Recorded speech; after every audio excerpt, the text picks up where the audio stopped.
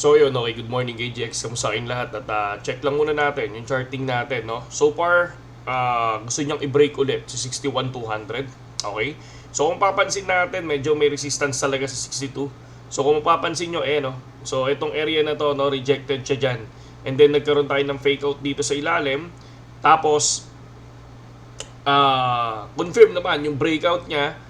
Kaya lang gusto niya ulit kunin si 61,200. Pero ang ganda ng binaba nito nung nakaraan, no? So parang sabi nga nila, kinamot natin yung 60k na naman mga lods di ba? Tulad ng sinabi ko sa inyo, ito yung prediction ko dito. Possible baka kunin pa to si 58.5. No, possible lang, possible, pero masyadong mahaba pa yan mga lodi kasi may tension may tension dahil sa war, di ba? Una dahil sa war. So ayan, breaking news, Israel reported bomb Russian armed depot in Syria. So isa yan sa mga nakikita natin dahil alam niyo naman nung nakaraang war, di ba? So talagang grabe yung binagsak ni Bitcoin mga lodi. Tapos yung iba pa nga no, kapag kunyari nagkaroon ng war, yung iba yung Bitcoin nila tinatransfer nila into gold. So, ganyan yung nangyayari. Kaya ka nakaraan, kahit nga sa diesel, sa gas biglang lumipad yun nung may war, di ba? Sila yung mga nagsiliparan doon, tapos si BTC bumababa. Tapos, yung mga, yan, katulad yan, gold, gas, diesel, yan, lumilipad. Yun yung mga napansin natin before, So, base lang yan sa experience natin, mga lodi. No? Hindi base sa study na, na theory Hindi nangyari siya nung nakaraan Di ba? So ngayon, tulad nga ng lesson natin, everyday ako, isa lang ang paniniwala ako. Minsan, kung saan nakita yung lipad, doon babalikan. Kung saan nakita yung laglag, no? Doon ulit babalikan ng lipad. Yun parang gano'n, di ba? So, ayan, katulad nito. Dito nag-start, kunyari, for example, dito lumipad sa area na to. Ayan. So, ayan siya, di ba? Lumipad. Pero nung bumagsak, binabalikan niya yung mga time na nililiparan niya, mga lodi. Di ba?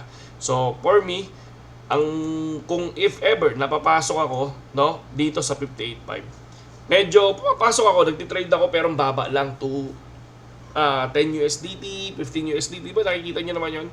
10 USDT, 15 USDT. Pero dito sa 58.5, siguro mag-ready ako, 150 USDT. Try ko kasi parang magbabounce dito. Yun lang yung nakikita ko kung magbabounce pala diyan. Pero if ever na hindi siya matuloy, no, mga lods, no, 61,200 possible. Kasi kung kayo naniniwala naman kayo sa Bitcoin is bullish, no? Kung bullish kayo kay Bitcoin at hindi kayo affected doon sa war na sinasabi natin, so pwede naman kayo mag-short, pwede naman kayo mag-long position. Di ba? O naniniwala kayo na itong October is lilipad. Di ba? Ang daming nag-comment sa atin. Sabi niya, maaga pa KGX para sabihin mong Crashtober. And yung thumbnail ko lang naman yun, di ba? Ang nakalagay doon is October Crashtober. Pero every time, lagi natin tinitingnan itong charting lang natin. Ano yung analyze ko doon sa nangyayari sa mga candle. Pero hindi ko sinasabi na babagsak yan dyan. Kumuguhit lang tayo na kung saan possible doon pumunta yung mismong graph natin. Okay? So, 605 na. So, ayan, no? Yan yung mga nakita natin ngayon. Tapos, syempre, eto si Sensei, minsan talaga, lagi nang dumadaan sa news ko. Pero tama yung ibang mga nag-comment sa kanya. Eto, sabi niya, the biggest alt season ever will start in less than 10 days. So, tingnan natin yan. Ako kasi hindi ako naniniwala basta-basta sa news, no? Kasi yung iba, sinasabi ng iba, lalo na si Crypto, si GBR, hindi ko na nga tinitingnan yun So, ang daming nasunog sa kanya dahil ang sinasabi niya, 62,500 lilipad, 63,500 lilipad, hanggang sa nag-60. Di ba? Ang dami nag-PM na parang grabe, sunog sila, no? Kaya nga sabi ko sa inyo, mas okay kung may cut loss talaga, may risk management. Ako, 30%, 20%, hindi ko pinanghihinayaan yan kasi maniniwala ako na mas lamang yung profit ko kaysa sa cut loss ko. Yun. Ganun kasimple lang. And then ayan, sabi dito, China about to unban Bitcoin, no? Sabi nila, so bullish ang Bitcoin sa ganyan. Pero, lagi nyo tatandaan, every good news, o diba, ang daming nag-hype ng October, lilipad October, Eto na yan, October, eto na yung start dahil eto na yung talagang totally na hinihintay namin. Tapos biglang nag-crash, di ba? Nag-crash ang Bitcoin. Biglang bumagsak, di ba? Yun talaga, kumbaga, para makikita nyo yung sarili nyo, di ba? Parang pinapain tayo sa ganyan. And then, once na marami nang nasunog, so biglang lilipad, di ba? Biglang lalaruin na yan ng whales.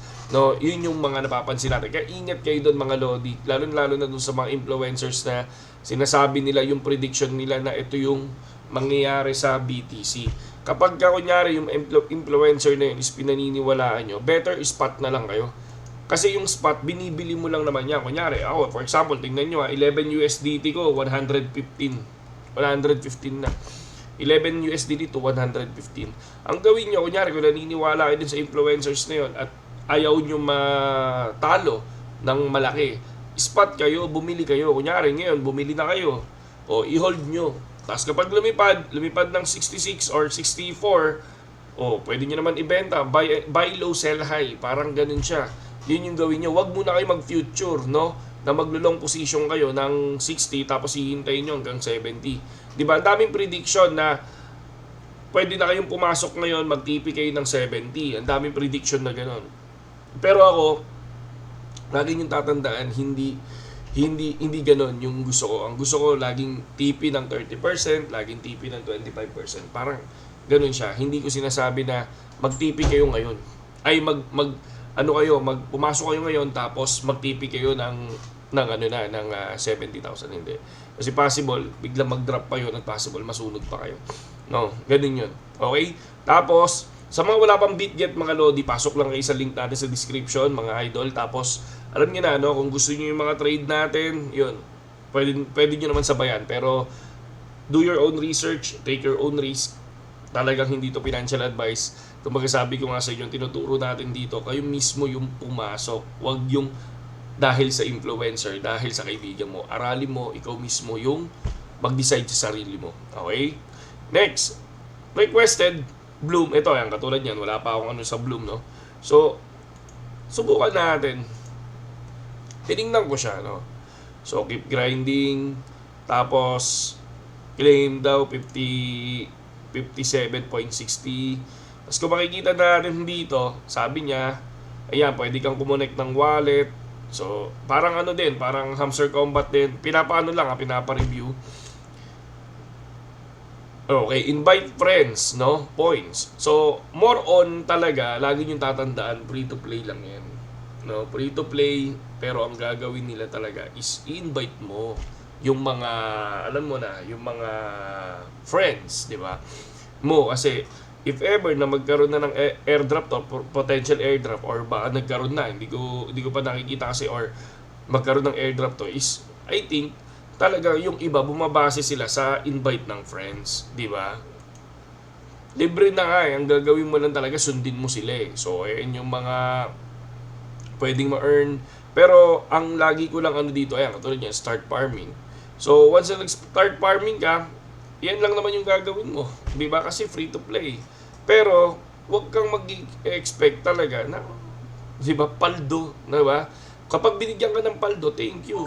Kasi if ever na nag-expect ka lagi ng paldo sa bawat airdrop, sa free airdrop na sinasalihan mo, hindi ka ready sa hindi mo hindi yan yung linya mo mga lodi. Kung lagi ka nag-expect ng mataas, no, kumbaga kung sanay ka sa airdrop, alam mo na minsan wala, alam mo na minsan meron, 'di ba, na paldo, alam mo minsan na paldo, alam mo minsan na paldo. Ganun yan, no? Yun yung airdrop. Hindi siya every time na paldo. Okay? So, for me, yun lang. Syempre, sipagan nyo sa invite. No? Sipagan nyo sa invite. Ako, yun lang ang mapapayo ko sa inyo doon sa mga gusto ng airdrop, lalo na sa mga ganyan, sa mga game. Sipagan nyo sa airdrop. Diba? Kasi yung iba naman coin eh.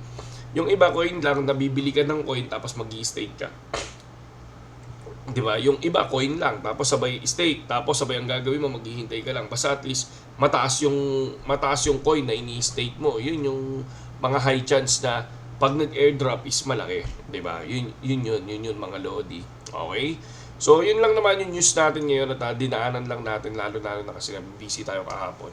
So, ingat lang sa trading ngayon, medyo downtrend talaga, no? Kahit sa 12 hours time frame. Kung mapapansin natin, ito na siya. Tapos, sabay... So, 1 day, check lang natin yung 1 day. Okay. So, yun. Sa 4 hours.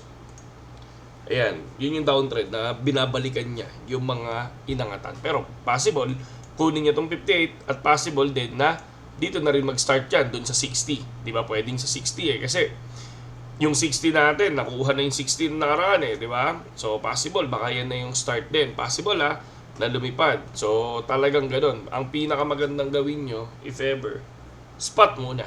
No? Buy Bitcoin, tapos sabay sell natin ng medyo mataas. Ganun lang naman yun. Kasi nga, nakakatakot baka mamaya itong war na to biglang, alam mo na, no? Iba. Pero kasi kapag kanilaro talaga ng whales yan, lilipad yan. Yun lang KGX. Saludo sa inyo lahat at magandang umaga sa inyo lahat.